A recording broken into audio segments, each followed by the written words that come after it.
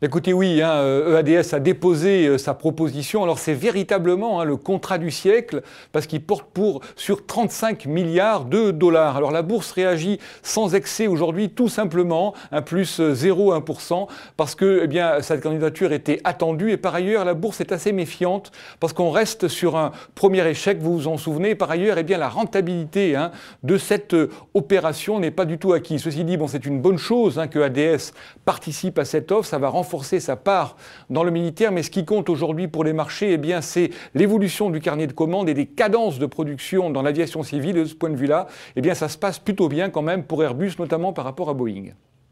Ah oui, il est franchement à contre-courant puisque l'action a progressé de 19% depuis le début de l'année alors que le CAC est toujours en baisse. Alors ça s'explique, on l'a dit, par l'amélioration de la visibilité sur le domaine de l'aviation civile, oui, et par ailleurs surtout même par la faiblesse de l'euro qui renforce la compétitivité des appareils fabriqués en Europe. Donc nous, au Journal des Finances, on est toujours à l'achat. On avait conseillé l'action en février à 13 €, depuis elle a bien monté et on maintient toujours un objectif de cours de 22 € à un horizon de 18 mois.